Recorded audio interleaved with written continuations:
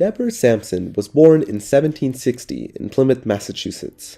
Her upbringing was marked by financial struggles, and when her father died, she was forced to work as an indentured servant. After her servitude, her limited access to education led her to seek a more independent life and explore America. To freely wander America, she disguised herself as a man, Robert Shirtlift, to serve in the Continental Army from 1782 to 1783.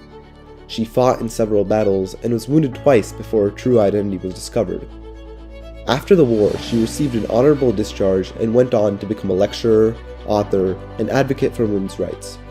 Her brave service and determination made her a pioneering figure in the fight for gender equality in the United States and set the stage for women to serve in future wars.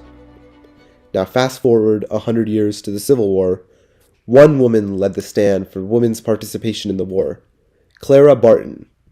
She was born in 1821 in Massachusetts, where she worked in the male-dominated U.S. Patent Office, but it was during the Civil War that her legacy was truly forged.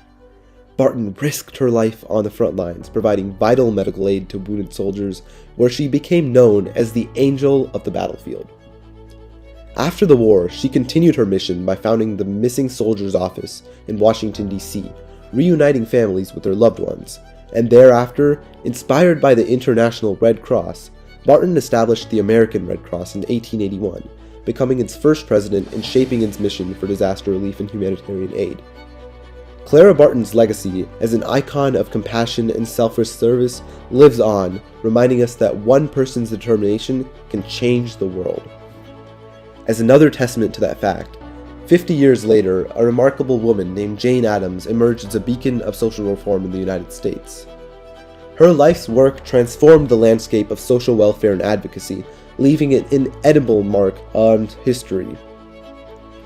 During World War I, Jane Addams continued to make a significant impact on society, advocating for peace and social justice on the global stage. As World War I engulfed the world in conflict, Jane Addams remained unwavering in her commitment to peace. She co-founded the Women's Peace Party in 1915, which later merged with the Women's International League for Peace and Freedom, an organization which she helped establish. This organization became an influential voice for peace and disarmament in the war. Jane Addams' influence extended beyond her own country. In 1915, she attended the International Congress of Women at The Hague, a gathering of women from around the world who sought to end the war. Her powerful speeches and dedication to the cause of peace made her an international figure, bringing together women from warring and neutral nations. Their declaration together urged an end to a war, laying the foundation for the peace negotiations that eventually concluded this conflict. And even after this war, Jane Addams continued her peace activism and humanitarian efforts. She remained an advocate for disarmament and social justice, working tirelessly to heal the wounds of war and promote cooperation among nations. Her dedication to peace during World War I and her unwavering commitment to social reform stand as a testament to the enduring power of activism and advocacy.